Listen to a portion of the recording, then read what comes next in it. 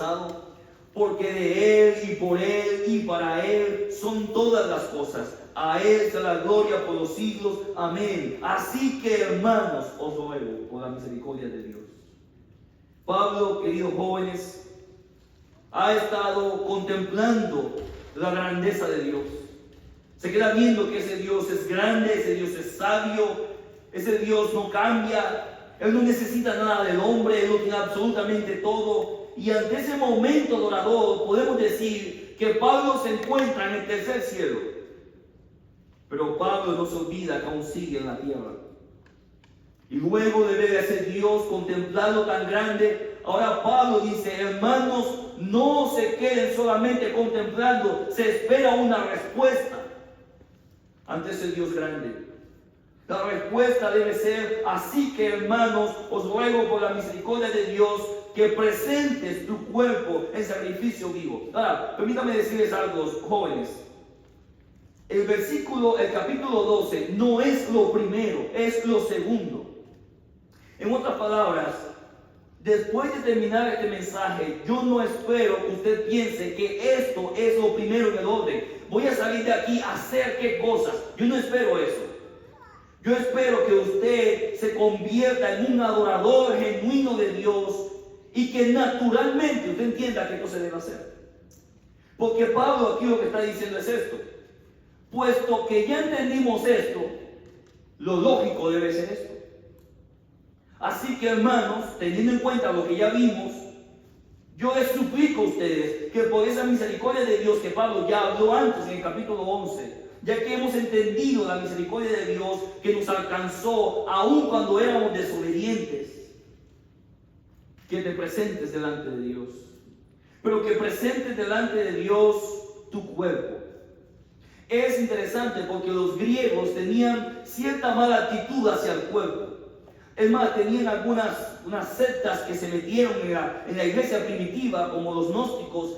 Ellos decían, el cuerpo es materia y la materia es completamente mala. Por lo tanto, o Jesús no es Dios porque es hombre, o es Dios pero no es hombre. Y si era hombre, no tenía un cuerpo como el que tenemos, porque Dios no puede habitar en la materia. Y se metían en la iglesia, y vemos en la Biblia algunas cartas respondiendo a este tipo de ideas que estaban en medio de la iglesia. Estas ideas vienen de mucho más atrás de las filosofías griegas. Veían el cuerpo como algo que debía ser castigado, azotado. Era lo peor que podía pasar al hombre, tener un cuerpo. Dios es espíritu, lo aceptaban, pero el cuerpo no. Dios no tiene nada que ver con eso. Es más, dicen ellos, Dios no tiene nada que ver con lo creado. Es más, eso de lo creado se creó a través de los ángeles y etcétera. Dan una lista muy larga de cosas. Los creyentes entendemos que es verdad que debemos amar a Dios con nuestra mente, con nuestras fuerzas, con nuestro corazón, pero también, así como la mente, las fuerzas, el corazón son de Dios, también el cuerpo es de Dios. Y el cuerpo es un instrumento en las manos de Dios para glorificar a Dios. Algunos creyentes les gusta hacer una división y dicen, sí, Dios conoce mi corazón. Como que el corazón es lo único que Dios salvó. Lo demás es mío. No. Su corazón, su alma es de Dios, como su cuerpo es de Dios. En otras palabras, el cuerpo que usted tiene es para ser administrado, pero no es suyo. Ese cuerpo es de Dios. Ahora, pregunta, ¿hay algo que no sea de Dios? No. A ver, ¿hay algo que no sea de Dios? ¿Qué dice Romanos 11:36? Ustedes que ya se lo memorizaron, ¿verdad? Porque ¿qué? Le voy a bajar punto yo. Ok, ¿qué dice el versículo? ¿Porque qué? Por creer. ¿Son cuántas cosas? ¿Y eso incluye el cuerpo? Por eso Pablo entiende que los que están en el capítulo 12 ya entendieron el capítulo 11. Todas las cosas son de Dios. No debería ser una sorpresa para absolutamente nadie que Dios demande de sus hijos y espere de sus hijos que le glorifiquen con el instrumento con el que más le insultan, que exalten a Dios con sus cuerpos. Y el versículo 1 dice, que presentéis tu cuerpo en sacrificio vivo. El Antiguo Testamento tenía todo un sistema de sacrificios, pero esos sacrificios se presentaban delante de Dios y tenían que morir. Dios está diciendo que el creyente debe presentarse, así como utilizando la figura del sacrificio del Antiguo Testamento, llevarlo delante del altar de Dios, pero vivo. Dios no espera que usted se mate o haga una locura. Al Señor, le presento mi cuerpo, me estoy matando. No. Dios espera que usted, mientras está vivo, usted lleve delante de Dios su cuerpo. Y aunque esto que está aquí, Dios nos está, a través del apóstol Pablo, dice el apóstol Pablo, yo les ruego, pero esto que está aquí debe ser un mandato para cada creyente. Cada creyente que tiene un cuerpo, que son cada uno de ustedes que está aquí, debe saber que ese cuerpo no se debe presentar ante el altar de la inmundicia, ante el altar del pecado, ante el altar de la concupiscencia o del placer momentáneo, de los deseos de los ojos, los deseos de la carne y la vanagloria de la vida, porque eso fue lo que hicieron nuestros padres, Adán y Eva. El creyente tiene un cuerpo para ser presentado delante de Dios en sacrificio vivo. Este cuerpo, una vez más, que se convierte muchas veces en el instrumento con el que más ofendemos a nuestro Señor. Es lo que Dios dice, tráemelo aquí, yo lo voy a usar. Nuestro mismo Señor Jesucristo usó de un cuerpo con el que glorificó al Padre. Y Dios espera de sus hijos que usen su cuerpo para su gloria. Debe ser un sacrificio vivo, un sacrificio santo y agradable a Dios, y dice que es vuestro culto racional. Ahora, déjenme explicar lo último para después entender lo primero. El versículo 1 termina diciendo que es vuestro culto, ¿qué cosa dice ahí? Racional. Es vuestro culto racional. La palabra culto viene de una palabra un poquito difícil, pero esa palabra letraía. Y esta palabra antes se utilizaba para alguien que trabajaba por un pago. No era un esclavo, no era alguien que tenía un salario. Hacía algo como quizás usted que ya trabaja. Usted hace un servicio y entonces se le paga por eso. Se le paga por usted tiene un sueldo.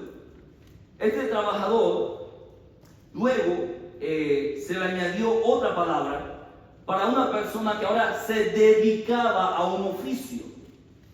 Y ahora esa palabra, o las dos palabras que tenemos, es letrauini, eso está difícil, kalei, que esto básicamente significaba que se dedicaba a algo. Y de aquí esta va tomando forma, hasta que esto llega a utilizarse para una persona que entrega su vida completa por la belleza.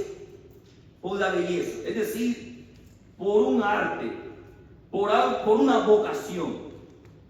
Luego se utilizó esta palabra para referirse al servicio de los dioses en el mundo pagano. Y la Biblia utiliza esta palabra siempre para referirse del servicio que el creyente le da a Dios. Así que implícitamente esta palabra lleva la idea que una persona toma toda su vida y la dedica a algo. Una vocación, como decimos el día de hoy nosotros. La dedica por completo. De eso vive, eso hace todos los días, en eso piensa, eso lo perfecciona. Y ahora nosotros tenemos la palabra culto. Es como la tenemos en nuestra Biblia. Y después aquí en el capítulo 12, versículo 1, al final dice, es vuestro culto. ¿Y cuál es la siguiente palabra? Racional. Esta palabra racional significa lógico. Es lógico. Así que si unimos esto, podemos decir que es tu servicio a Dios o tu dedicación a Dios lógica. En otras palabras, Pablo está diciendo, esto que yo les estoy diciendo es lo más normal. Esto es lógico. Debería ser lógico para ustedes. Si ya entendieron lo que hablamos, debería ser lógico. Que glorificar a Dios y exaltar a ese Dios tan grande que ahora me ha perdonado, me ha salvado de mis maldades, de mis inmundicias. Debería ser lógico que mi vida estará puesta en su altar. Que mi cuerpo será un instrumento para su exaltación. Eso es lógico. Ahora sí, el versículo dice que presentéis vuestros cuerpos en sacrificio vivo. Y luego dice santo. Es lógico que un creyente presente su cuerpo a Dios mientras vive. Es lógico que un creyente que ha sido perdonado de las inmundicias que un día ofendieron a su Señor, es lógico que no viva para exaltar aquello que llevó a su Señor a la cruz de Calvario. Eso es lógico. El creyente es llamado a la santidad porque Dios es santo. Y dice en 1 de Pedro, como el año pasado aprendimos, que Dios nos llamó, el que nos llamó es santo, también debemos ser santos en toda nuestra manera de vivir. Y luego dice, si invocáis a Dios por Padre, vuestro Padre es santo, así que debe ser santo, porque invocas a Dios por Padre. Como Dios es santo, el creyente debe vivir en santidad. A ver, vamos a pensar en algunos asuntos prácticos aquí. Miren, a veces tenemos los conceptos grandes, pero nos cuesta bajarlos a la práctica. Dios por su gracia nos salva y Dios nos llama santos. Usted lee las epístolas y la palabra más común para referirse a nosotros los creyentes es ser santos. Esa santidad es ganada por el Señor Jesucristo. Él está delante del Padre, estamos como que no tenemos ninguna deuda, estamos completamente santos. Esa es la santidad posicional. Delante de Dios somos santos. Luego entonces entendemos la santidad progresiva. ¿Qué significa? Que yo delante de Dios no tengo absolutamente nada que pagar, pero en este mundo todavía estoy luchando con el viejo hombre. Y Efesios me dice, en cuanto a la pasada manera de vivir, despojado del viejo hombre que está viciado conforme a los deseos engañosos y renovados del nuevo. Y luego, y revestidos. Y luego sigue diciendo, el que hurtaba no hurte más, no trabaje, no hable mentiras. ¿Por qué? Porque aunque tenemos una nueva naturaleza, tenemos la presencia del pecado en este mundo, la influencia del pecado, y seguimos fallando a veces al Señor. Por lo tanto, en la santidad progresiva tenemos la ayuda del Señor para glorificarle, pero Dios espera que nosotros seamos santos, es decir, que vivamos en este mundo de acuerdo a lo que ha establecido. Ser santo. Luego dice, agradable a Dios, que es ¿qué cosa? El culto racional. Bien, ok. Ahora, la pregunta que tenemos que hacernos al ver este texto es la siguiente. ¿Para qué vivimos? ¿Para qué vivimos? Y si usted quiere poner un título al mensaje, bueno, póngale ese. El propósito de la vida. ¿Para qué vivimos? Muchas personas en estos días necesitan comprar pastillas porque tienen un choque existencial. Ellos no saben cuál es la razón de la vida y entonces se meten muchos pensamientos y dicen, yo no sirvo para nada, no sé para qué viene este mundo. Esa pregunta de ¿para qué vivimos? A mucha gente la atormenta. No saben para qué viven. La respuesta a esa pregunta es respondida en nuestro texto. Nosotros vivimos para la gloria de Dios. Ese es el propósito esencial. Vivimos para la gloria de Dios. ¿Bien? ¿Está notando ahí? Póngalo ahí. Nosotros vivimos para la gloria de Dios. Si tomamos la definición de la palabra gloria, la más sencilla, decimos entonces que vivimos para el buen nombre de Dios. Vivimos para el buen nombre de Dios. Y dice la Biblia que nuestra luz debe resplandecer en medio de los hombres para que cuando ellos nos vean glorifiquen a Dios. Es decir, cuando una persona vea a un creyente, al final de cuentas debe redundar para exaltación de Dios. Vivimos para gloria de Dios. Muchas personas tienen buenas metas, pero escuche, yo no estoy hablando de meta, yo estoy hablando de propósito. ¿Cuál es el propósito? Por ejemplo, usted quiere un título universitario. No hay nada de malo con eso. Esa es la meta. ¿Pero para qué? Usted quiere tener una compañía. Ya piensa en esas cosas. Yo quiero tener mi propia compañía. No voy a seguir estudiando. Esa es la meta. ¿Pero para qué? Usted quiere tener una casa. Y quiere tener hasta dos casas. Y una la va a vivir y otra la va a alquilar. ¿Pero para qué? Usted quiere tener un matrimonio. Quiere casarse, vivir con su esposa o su esposo, tener hijos. Pero la pregunta del fondo es ¿para qué? Está bien, esa es la meta, pero ¿para qué? Usted quiere tener mucho dinero. ¿Para qué? Algunos aquí hasta quieren ser famosos. ¿Pero para qué? La meta responde el qué. ¿Qué quiero? Pero el propósito responde el ¿para qué? ¿Para qué? ¿Para qué lo quiero? Hay personas que tienen muy buenas metas, incrédulos con muy buenas metas.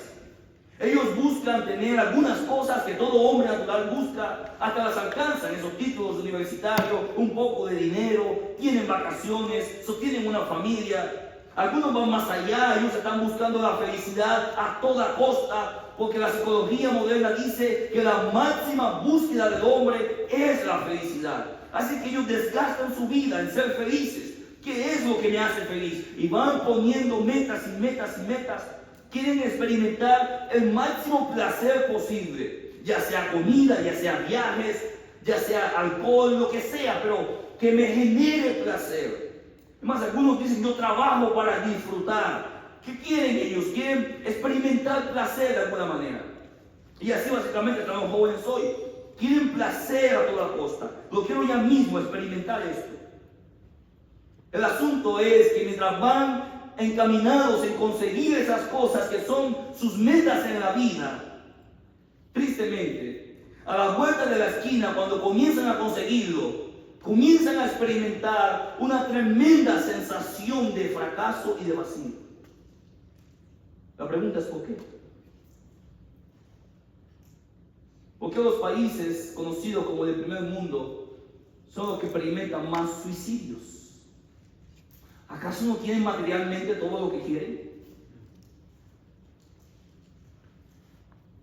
Porque las cosas de este mundo no satisfacen a seres espirituales.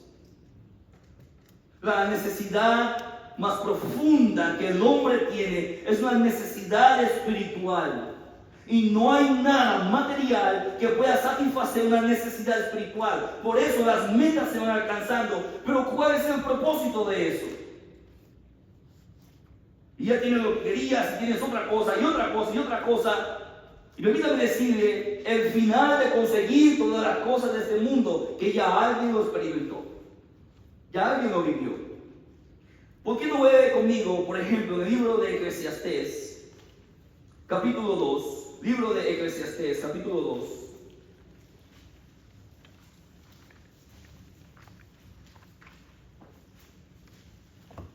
El versículo 1. Libro de Eclesiastés 2:1. La palabra más usada por Salomón en el libro de Eclesiastés, o una de las más usadas, es vanidad. Salomón habla de la vanidad. La palabra vano, que significa hueco, pero que también se puede traducir la palabra vano como humo. Un humo. Como neblina. Está ahí, pero luego se desvanece. Carece de esencia, como el algodón de azúcar. Se ve grande, pero luego usted lo aplasta y no queda nada. Y dice en Eclesiastés capítulo 2, versículo 1, un hombre que tenía todo lo material que usted podría imaginarse. Eclesiastés 2, versículo 1 dice, Dije yo en mi corazón, ven ahora, te probaré con alegría y gozarás de bienes. Mas he aquí, esto también era vacío. Eso también carecía de esencia. Él dice, yo dije en mi corazón, gozarás de los bienes. Las cosas materiales, termina concluyendo Salomón, las tuve todas y al final me di cuenta que esto era vacío. Versículo 2, ¿qué tal la alegría? Versículo 2, a la vista dije, enloqueces y al placer, ¿de qué sirve esto? Salomón dijo, tal vez no son las cosas materiales las que me van a satisfacer porque las tengo en mis manos. ¿Y ahora qué? Es como aquel que consigue el auto de sus sueños y la primera semana se sacude los zapatos para no ensuciar cuando entra. Y luego de un año, cuando sale de nuevo, experimenta la sensación de inconformidad cuando ve pasando el otro que tiene 2 foquitos nuevos. Salomón ve las cosas materiales y dice, las tuve, y luego me dije, esto es humo. Y luego la risa, la alegría. La gente dice, si todo el tiempo te ríes y estás feliz, eso es todo en la vida. Salomón dice, hasta si fuera posible me contrataría un payaso, pero me di cuenta que me estaba volviendo loco. Versículo 3, propuse en mi corazón agasajar mi carne con vino, y que anduviese mi corazón en sabiduría, con retención de la necedad, hasta ver cuál fuese el bien de los hijos de los hombres, en el cual se ocuparan debajo del cielo todos los días de su vida. Está diciendo, yo entonces ya me di cuenta que las cosas materiales me terminaban dando esa sensación de esto es un vacío. Luego entonces la risa, lo mismo, me pareció un loco. Y ahora dice, ¿qué tal si experimento con un poco de placer? O no placer, vamos a poner otro nombre. ¿Qué tal si experimento con un poco de vicio?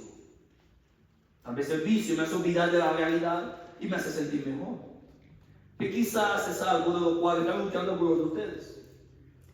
Pensando que si prueban un poco de vicio y se salen de la esclavitud cristiana en la que están. Quizás si prueban un poco de alcohol porque algunos dicen, yo nací en la iglesia, nunca he probado el alcohol. ¿A qué sabrá el alcohol? Veo a la gente en el internet con las cervezas, muy alegre. Gente muy joven en la playa, divirtiéndose con su alcohol. Y yo aquí sin probar eso tan grande que ellos tienen. El asunto es que ellos no les muestran a ustedes los accidentes donde se mueren los niños y las familias en las calles. Pero le brindan la idea de que esto es vida, ¿no te das cuenta? Y tú ahí en la iglesia sentado escuchando una predicación. Esto sí es vida. Toma un poco de vicio para que te des cuenta. Como aquella ocasión que hablaba con aquel joven que me dijo, yo comencé consumiendo un poco de marihuana porque mis amigos me decían, solo un poquito nomás, por el momento. Pero cuando estaba hablando conmigo en ese momento, estaba en Narcóticos Anónimos. Ese muchacho lloraba, porque por más que quería, no podía dejarlo. Salomón dijo, ¿qué tal si experimento con un poco de vicio? Algo de vicio que me energice la vida. Dice el versículo 4, engrandecí mis obras, edifiqué para mí casas, planté para mí viñas, me hice huertos y jardines y planté en ellos árboles de todo fruto. Me hice estanques de aguas para regar de ellos el bosque donde crecían los árboles. Compré siervos y siervas. Tuve siervos nacidos en casa. También tuve posesión grande de vacas y de ovejas, más que todos los que fueron antes de mí en Jerusalén. Me amontoné también plata y oro, tesoros preciados de reyes y de provincias. Me hice de cantores y cantoras, de los deleites de los hijos de los hombres y de toda clase de instrumento de música. Y fui agradecido y aumentado más que todos los que fueron antes de mí en Jerusalén. A más de esto conservé conmigo mi sabiduría. Salomón dice, yo engrandecí mis obras y parece que los hombres, entre más cosas hacen en este mundo, pues más importantes son. No es lo mismo que usted le digan que usted es el chalán, a que usted le digan Don Juan, ingeniero, aunque nunca estudió ingeniería. Alguien es doctor, de aunque llega a ser enfermero. ¿Pero por qué? Por sus obras. Porque no viene de cabello chiquito, viene de la troca en la que no se puede subir. Y llega impresionando a la gente. ¿Por qué? Porque ya se le cambió el nombre. Ahora hay que decirle el Señor tal. Y muchos sueñan con este tipo de cosas. Yo seré grande, tendré riquezas, posesiones. A mí nadie me va a decir nada. Yo voy a tener suficiente para no dejarme humillar por nadie. ¿Te imaginas que un día con tanto dinero que no necesita absolutamente nada? Y algunos piensan, ese es el sueño de la vida, que solamente yo lo quiera y entonces lo tenga. Y Salomón dice, yo engrandecí mis obras, hice todo lo que quise. Es más, no hay nadie antes de mí que fuese como yo.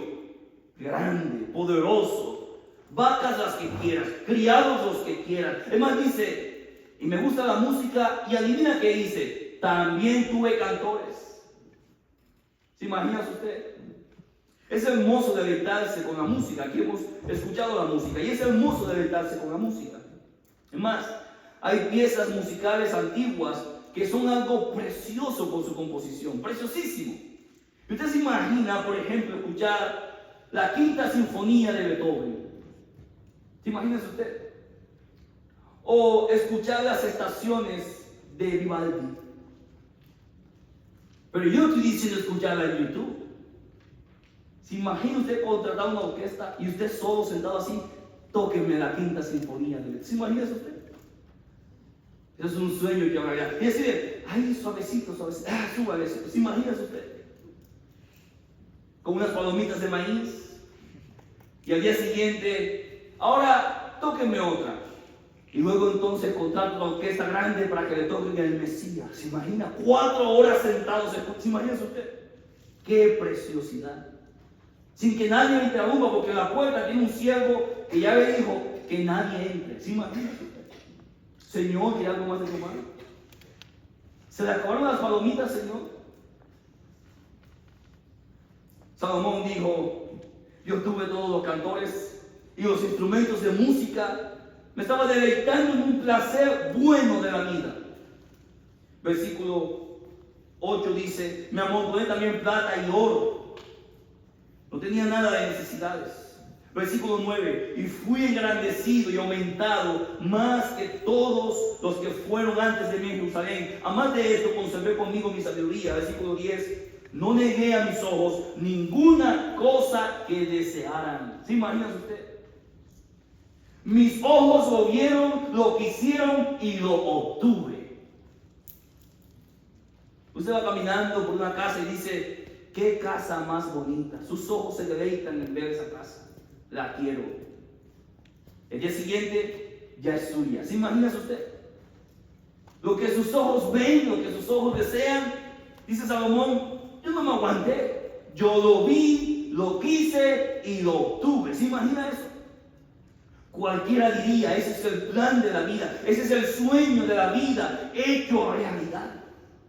Que yo tenga lo que quiero, que me dé todos mis placeres, que tenga todo el dinero posible. ¿Por qué más debería vivir el hombre? Dinero, fama, prestigio, posesiones, placeres. ¿Qué más hay para el hombre? Eso es todo para el hombre. Y quizás aquí, en este lugar, hay jóvenes pensando así, que ellos son desdichados, tristes, pobrecitos, porque les falta alguna de las cosas que a Salomón le sobraba. Me falta dinero, por eso no soy feliz. Es que no soy famoso en TikTok, por eso no soy feliz. No tengo placeres porque soy cristiano y me toca venir a la iglesia, por eso no soy feliz. Quiero muchas cosas en mi corazón, pero no las puedo tener, por eso no soy feliz. Y el versículo 10 dice, ni aparté mi corazón de placer alguno, porque mi corazón gozó de todo mi trabajo, y esta fue mi parte de toda mi faena. Miré yo luego todas las obras que había hecho mis manos, y el trabajo que tomé para hacerlas, y he aquí que dice Salomón, que todo era ¿qué? todo era vanidad. Todo era vacío. Todo carecía de esencia. Todo era vanidad y ¿qué más? Aflicción de espíritu y sin provecho debajo del sol. Salomón es el mejor ejemplo entonces de alguien que obtiene todo aquello que piensan los hombres que debe ser la máxima búsqueda: placer, dinero, vicios, y quién sabe qué otras cosas pueden haber en sus mentes. Y termina concluyendo Salomón: todo fue vacío, todo fue sin sentido. ¿Por qué termina alguien quitándose la vida con dinero, con fama, con prestigio? ¿Por qué las personas acuden cada día más al psicólogo solamente para hablar de problemas existenciales? Porque un ser espiritual nunca se va a satisfacer con cosas materiales. Por esa razón, cuando Dios nos promete algo tan grande como el cielo, detrás del cielo, la palabra cielo, la promesa de Dios es que estaremos eternamente con Él. Y por eso, si usted lee los salmos, algunos dicen: Señor, mi alma tiene sed de ti. Mi alma anhela al Dios vivo. Porque nosotros no estamos desconectados de Dios ni de su creación. Dios nos creó y nos hizo a su imagen y semejanza para tener una comunión con Él. Cuando el hombre se aparta, se corta la comunión, la relación con Dios. Por lo tanto, escuchen bien aquí, toda la vida carecerá de lo que más le falta. ¿Qué es eso? Volver a estar bien con el Señor. Por eso Dios dice entonces: lo mejor que puedes hacer con tu vida es vivir para mi gloria. Ahora, si vamos nosotros al libro de Romanos, capítulo 12, donde estábamos al principio. Capítulo 12 y versículo 1. Dice aquí que el sacrificio debe ser vivo. Nuestra entrega a Dios, que entregamos nuestro cuerpo, todo el ser, debe ser un sacrificio vivo, debe ser santo y debe agradar a Dios. Esto que está aquí, queridos jóvenes, para hacer lo más simple posible, está demandando del creyente que en su vida cotidiana se entrega al Señor. En otras palabras, glorificar el nombre de Dios con nuestras vidas no tiene solamente que ver con lo que hacemos en la iglesia, tiene que ver con la vida. Por eso Dios no toma un momento y dice: entrégame este momento. No, entrégame tu cuerpo, y tu cuerpo está en todo momento contigo. Por lo tanto, nosotros glorificamos a Dios en la vida cotidiana que tenemos. No tenemos metas desconectadas del propósito. El propósito es glorificar a Dios. Y cuando en mi vida cotidiana yo me hago metas, la pregunta es: ¿para qué? ¿Para qué? ¿Para qué tengo lo que tengo? Debe ser para la gloria de Dios. ¿Y para qué tengo un título? Para la gloria de Dios. ¿Y por qué voy al trabajo? Para la gloria de Dios. ¿Y qué voy a hacer con mi familia? Ya tengo una esposa. Ella debe ser para la gloria de Dios. Porque yo me presenté a Dios. Por lo tanto, al estar delante de Dios, toda mi vida va vendida al Señor. Algunas personas dicen: voy a poner a Dios en mis metas. No, eso no es así, eso no funciona así. Va a pedir a Dios que bendiga mis metas. La verdad debería ser: voy a ir delante de Dios para vivir como Él quiere, glorificándole, y de acuerdo al propósito mayor serán mis metas. ¿Por qué quieres ser carpintero? ¿Por qué quieres ser cantante? La pregunta es: ¿haciendo tal cosa glorificas a Dios? Muchos, queridos jóvenes, confunden vivir para la gloria de Dios con ser pastor, diácono, misionero, predicador. Muchos confunden eso. No, es que yo quiero vivir para el Señor, pero yo no voy a ser pastor. O si no soy misionero, entonces no glorifico tanto a Dios. Porque claro, el misionero glorifica más a Dios. Y pensamos que ciertas posiciones, oficios o labores dentro del ministerio como que engrandecen más a Dios y como que otras no engrandecen tanto. Como que no es lo mismo el que predica, como en este caso estoy predicando, como el que solamente es cristiano que va a su trabajo en la semana. Ese que predica glorifica más a Dios, pero yo no tanto. Es más, algunos piensan, yo nunca llegaré a exaltar tanto a Dios como Él exalta a Dios. Eso es totalmente equivocado. Dios está esperando que usted le glorifique con su vida. ¿Sabe qué significa eso? Que su vida, lo que usted hace, lo que usted piensa, lo que usted se envuelve, lo que usted busca, termina siendo para alabanza de su nombre. Eso significa, queridos jóvenes, que cuando alguien ve su vida, debe exaltar el nombre de Dios.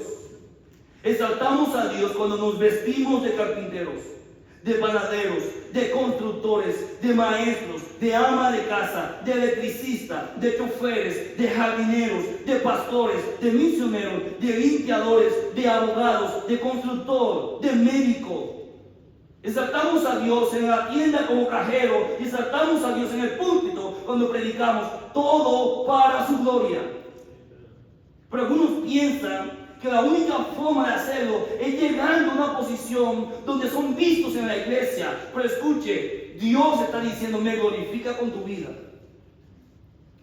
Glorifícame cuando vienes a la iglesia el domingo y abres tu boca para cantar. Y glorifícame cuando abres tu boca en el trabajo. Así es. Glorifícame cuando te reúnes con los jóvenes de la iglesia que intentas tener cierto testimonio. Y glorifícame cuando estás con tus amigos de la escuela. Preséntame tu cuerpo, tráeme tu vida de forma viva y que sea santa como me agrada. Eso involucra toda la vida en todo momento. ¿Qué buscas? ¿Y por qué lo buscas? ¿Y para qué lo buscas? Glorifico a Dios entonces cuando estoy solo y glorifico a Dios cuando estoy acompañado.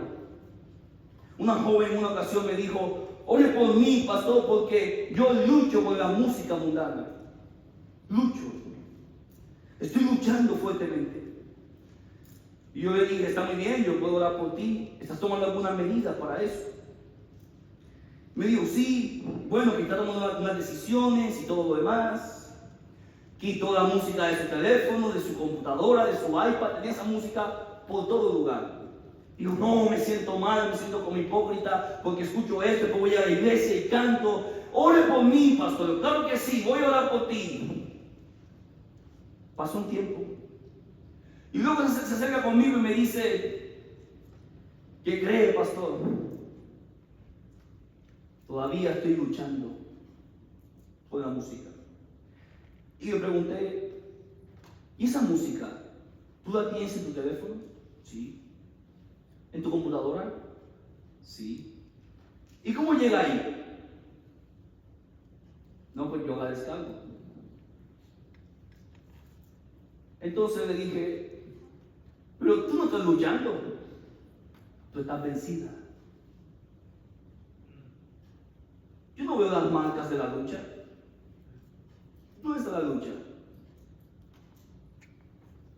Es decir, si ahorita viene alguno de los muchachos aquí y empezamos a luchar, significa que yo voy a estar poniendo mis esfuerzos, mis ganas, todo mi ser, porque estoy luchando. Pero si estoy en el piso, yo no estoy luchando, ya estoy vencido. Algunos jóvenes dicen, ore por mí, pastor, porque estoy luchando por algo. Usted no está luchando, yo no veo nada. Usted está tirado.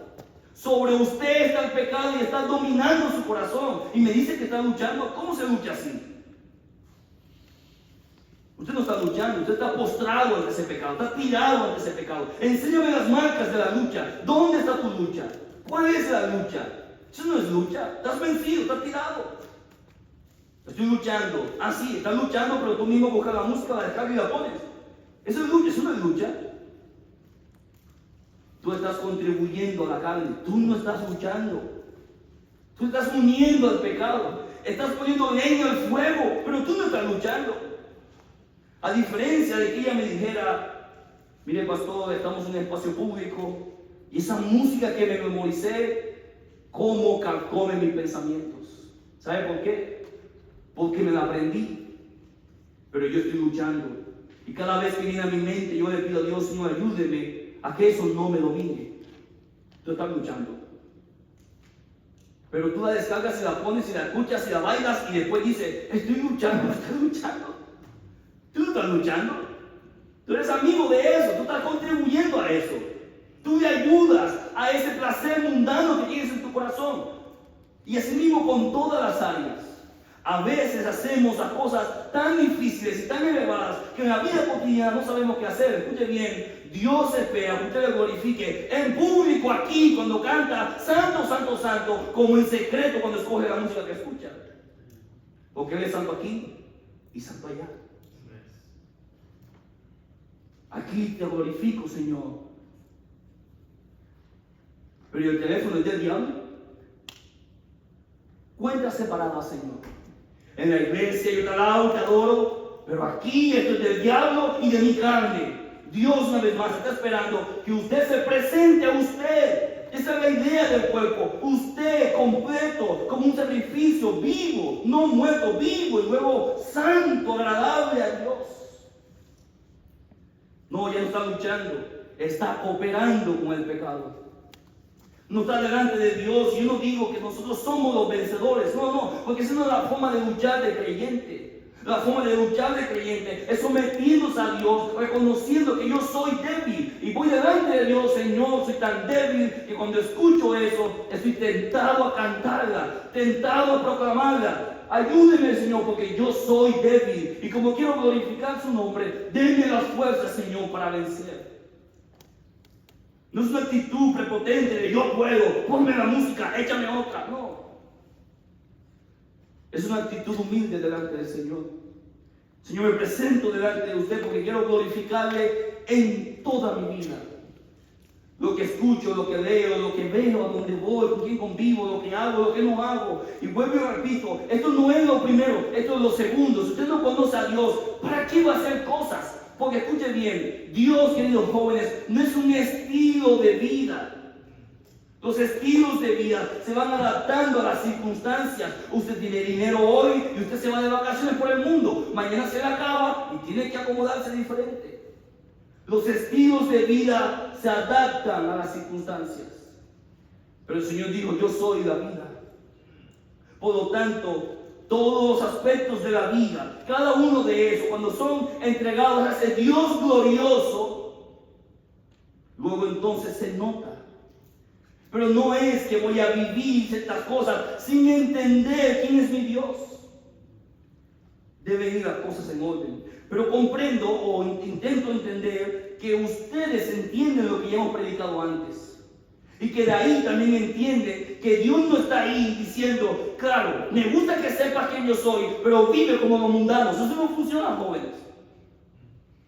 ¿O acaso no han leído el libro de Efesios? Diciendo, hermanos, yo ahora quiero en el Señor que ya no andéis como los gentiles, que andan en la vanidad de su mente, que tienen el entendimiento entenebrecido por la ignorancia que en ellos hay, ajenos de la vida de Dios. El creyente debe entender que la gloria para Dios es en todos los sentidos. En el libro de Efesios, por ejemplo, se mencionan varias categorías de la vida. Y vamos a ver en Efesios capítulo 5, si va conmigo rápido ahí. Efesios 5.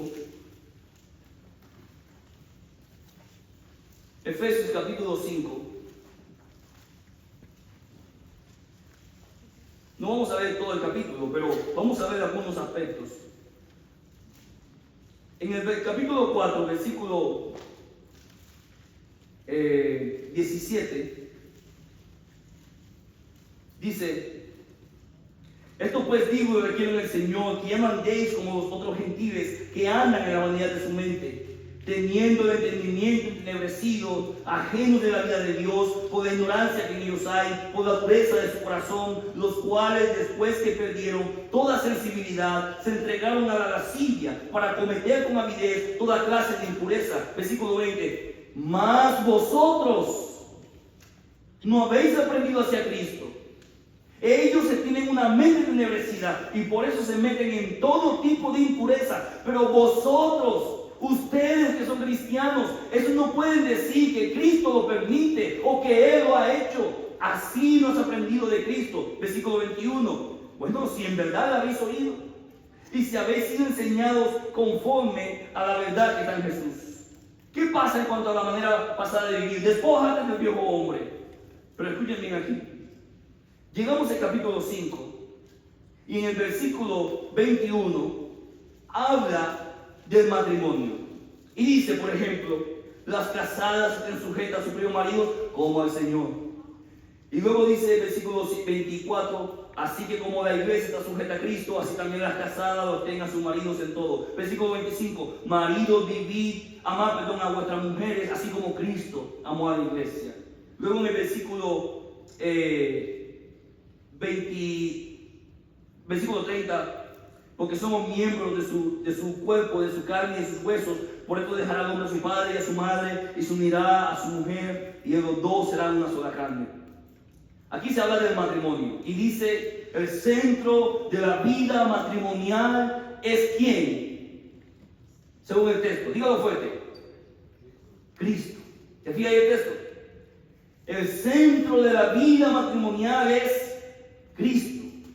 Mujer, hazlo para tu marido, pero como para el Señor. Marido, a tu mujer como Cristo. Y Cristo está en casi todos los versículos del matrimonio.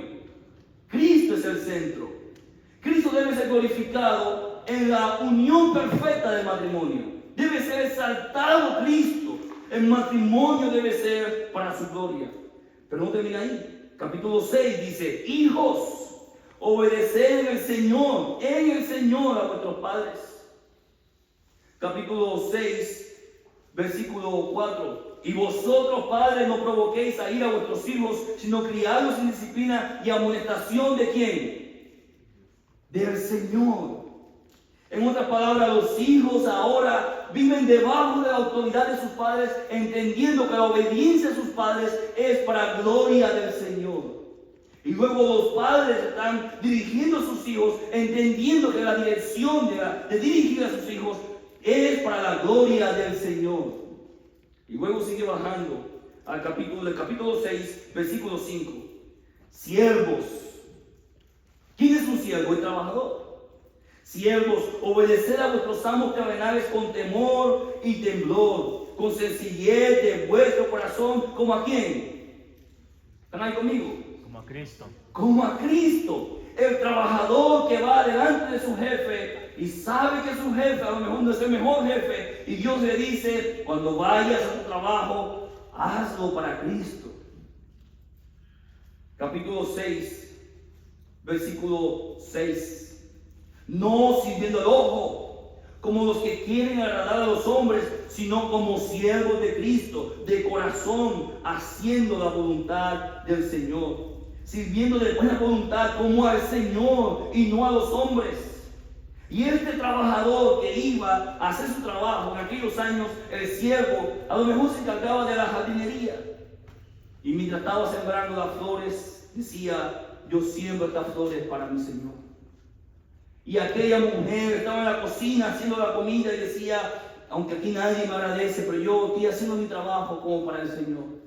Y aquel iba y araba al campo, y mientras estaba arando el campo, trabajo tan pesado, araba el campo diciendo, aunque tengo ganas de quejarme, pero no puedo quejarme porque eso no glorifica a mi Señor, así que voy a arar el campo como para el Señor.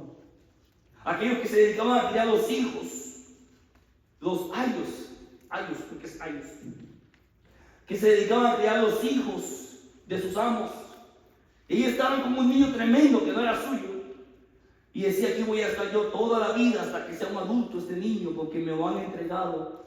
Pero lo voy a hacer, no porque es mi hijo, lo voy a hacer como para el Señor.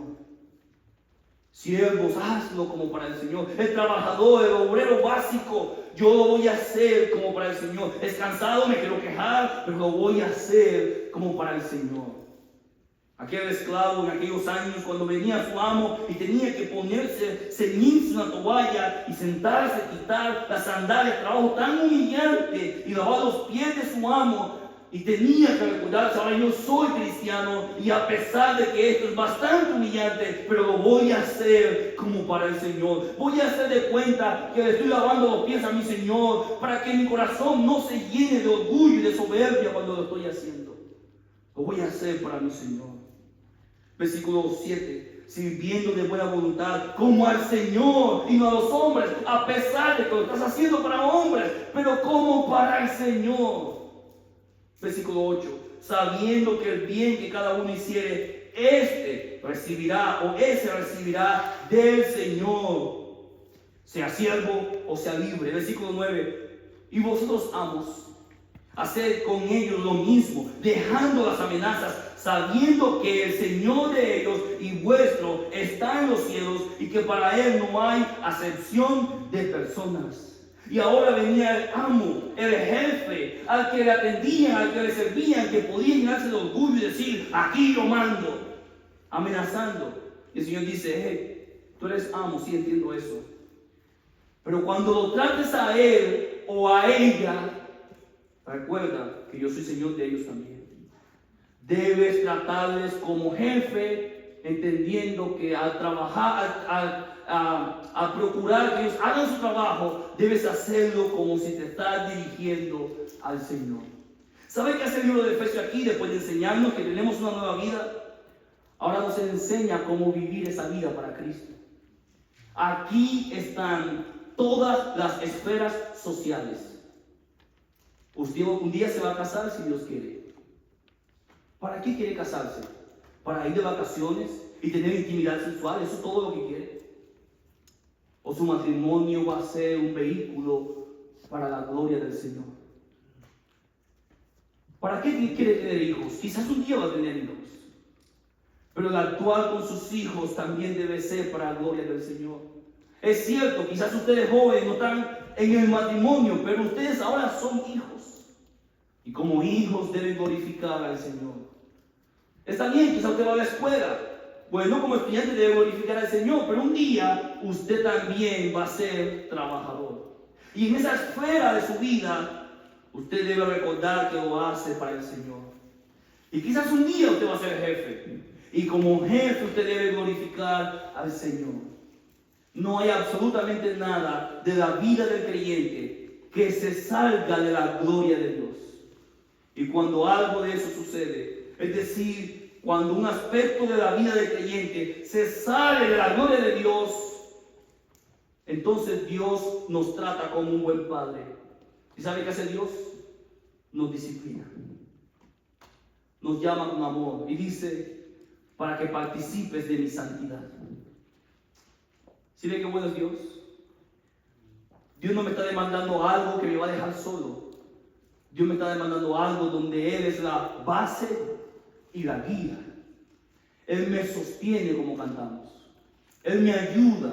Él me alienta, me da las herramientas. El Espíritu Santo me enseña, me guía a la verdad. Pero debemos reconocer que a pesar de tantos recursos, tenemos que constantemente pedir el perdón al Señor. Señor, perdóneme porque hoy no le glorifiqué en mi trabajo. Perdóneme, Señor, porque no le glorifiqué delante de mis amigos.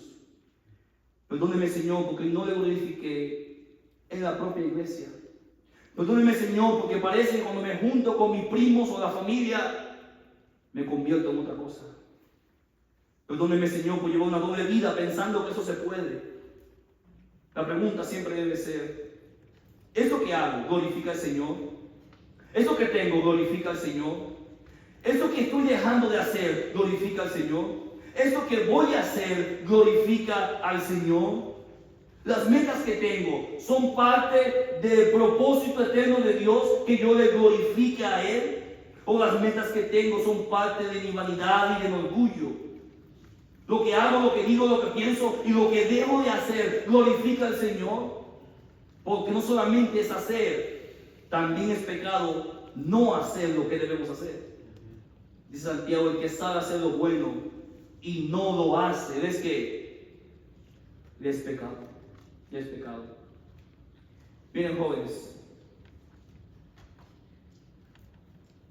si hacemos un examen breve aquí de cómo está lleno nuestra cabeza, nos podemos dar una buena idea de cómo es nuestra vida práctica. ¿Qué tal si hacemos un examen sencillo, breve? Por ejemplo, dígame una red social que empiece con I. Instagram. Muy Dígame por favor, ¿en cuántos libros se divide el libro de los Salmos?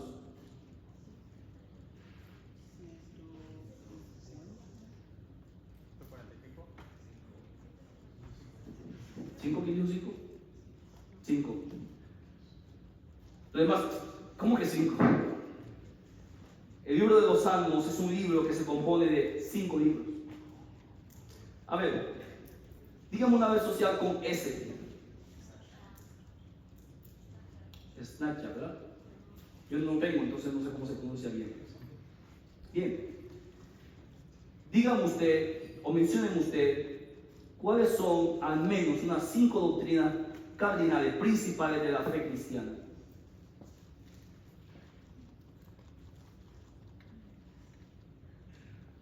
Bien, vamos a dejarlo. Digamos una vez social con F. ¿Cómo? Facebook. Alguien acá, dígame, ¿cuántos libros tiene el Antiguo Testamento?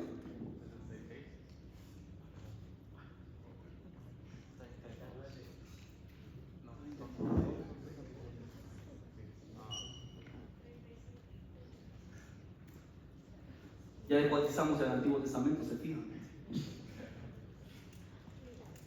Yo puedo seguir aquí haciendo una lista, y escúchenme aquí,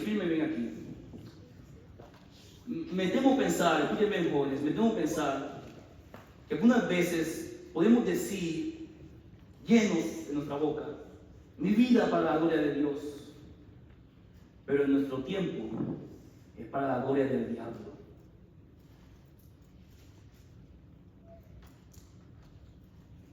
O a ver, dígame, ¿cuánto fue el tiempo que le dijo su iPhone, si usted tiene, que cuántas horas pasó en su teléfono esta semana o día? No me diga. Pero su teléfono le avisa pasaste tantas horas por día, ¿sí o no? Siguiente pregunta. De esas 6 horas o 7 que su teléfono le avisó, ¿cuántas de esas estuvo viendo bailes en TikTok?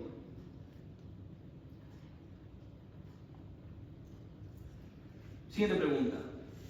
De todas esas horas que su teléfono le dijo que pasó, ¿podría compensarse al menos la mitad de ese tiempo con un tiempo en el Señor? Conociendo su palabra. Le pregunto, ¿cuánto de la Biblia estudió a conciencia esta semana? ¿Cuánto fue? No me pueden decir, voy a glorificar el nombre de Dios en palabras vacías. Claro, es hermoso los conceptos yo me los sé también. Pero vamos a las vidas prácticas y nos decimos, ¿por qué estos jóvenes están en las tendencias de depresiones y de ansiedad? ¿Y por qué tan jovencitos están consumiendo todo tipo de pastillas? Porque sus vidas son vacías. Ahí no hay nada. Pero con la boca podemos hacer todo. Carecen de esencia, sus vidas son vanidosas. Ahí no hay nada, es aire, es humo. Y mientras hablamos como cristianos y nos comportamos como cristianos, el corazón es mundano.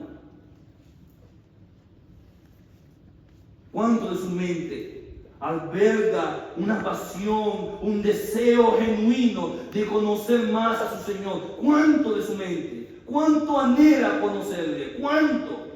¿Cuánto le busca en verdad? ¿Cuánto es en serio? No estoy hablando aquí del deseo que yo tengo. En serio, genuinamente, ¿cuánto?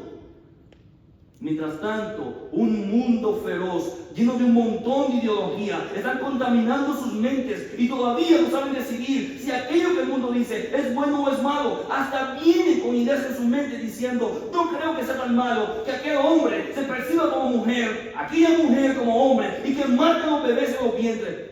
¿Por qué está pasando esto aquí? Porque se está perdiendo la capacidad hasta de razonar. Hasta el sentido común se pierde.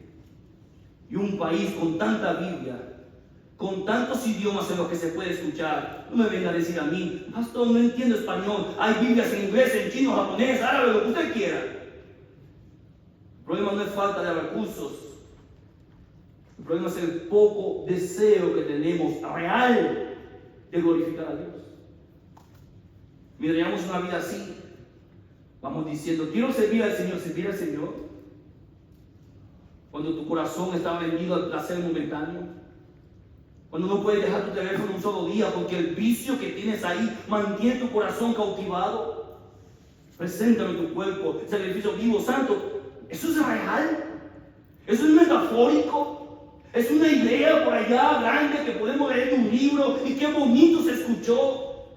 Si la palabra de Dios no transforma su corazón, no cambia su mente, no cambia su vida. Escuche bien, muchacho. Lo único que estamos haciendo es una parodia. Porque ¿saben qué dice el versículo 2? No os conforméis a este siglo. No te adaptes. Esa forma no la tomes, sino transformaos. Que tú te cambies genuinamente, transfórmate con la renovación de tu entendimiento para que comprobéis cuál sea la buena voluntad de Dios, agradable y perfecta. Muchachos, no me digan a mí que quieren alabar a Dios con su corazón cuando con su vida pisotean su nombre. Los conceptos ya los definimos, pero cautivan tu corazón, tienen tu mente, tienen tus fuerzas, tienen tu disposición.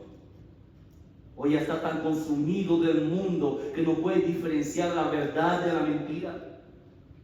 Algunos jóvenes tan valientes para algunas cosas y tan cobardes cuando se trata de cualquier verdad divina, porque eso no tiene su corazón. Y la iglesia se convierte en una actividad más, un horario al cual venir. Yo creo que es urgente hacer un llamado a esta generación. Escuche bien, la vida del Señor, muchachos, es más que juego. Es más que juego.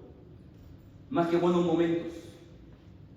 Y mi oración a Dios es que Dios levante de nuestra generación, la mía y la suya, jóvenes que se paren frente al pecado y le digan: asqueroso pecado que ha destruido mi vida, destruido la humanidad, no te sirvo más. Porque el que practica el pecado es esclavo. Y si el Hijo nos libertare, seremos verdaderamente libres. Y yo soy libre para decirte que no he glorificado al Padre con su ayuda. Ojalá que se levante uno solo, delante del Señor. Ese va a recibir críticas, humillaciones, desprecios, hasta de otros cristianos. Pero uno que se levante y haga la diferencia. Muchachos, ojalá la adoración a Dios sea genuina, porque escuche, se notará. Y cuando la adoración a Dios no es genuina, escuche bien, también se notará. Se notará que es un buen cascarón, pero sin esencia. Preséntame, dice Dios, tu cuerpo en sacrificio vivo, santo, agradable. Preséntamelo, tráeme todo lo que tienes, tus capacidades, tu talento, todo lo que yo te he dado, tráemelo. Porque la satisfacción plena de la vida del hombre está en tener una comunión con su Dios. Y la peor desgracia que le pasará al hombre eternamente es no estar en esa íntima y estrecha comunión con el Señor. Por eso podemos comenzar ahora mismo a disfrutar de esa bendición. Padre, gracias por su palabra. Pedimos, Señor, que los aspectos, algunos un poquito más teóricos y conceptuales, no se queden solamente ahí, Señor, sino que hay una transformación en el corazón.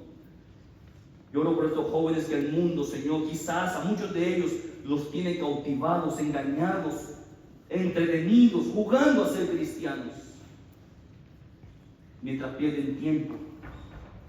Señor, estremezca sus corazones, confronte sus corazones, Señor, para que ellos entiendan, mi Dios, que la vida que ellos tienen tendrán sentido solamente cuando se entregan en su altar.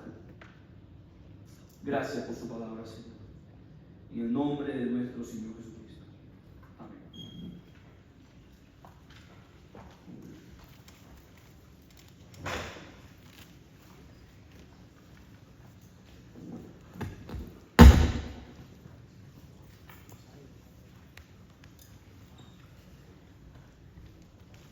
Vamos a ponernos de pie.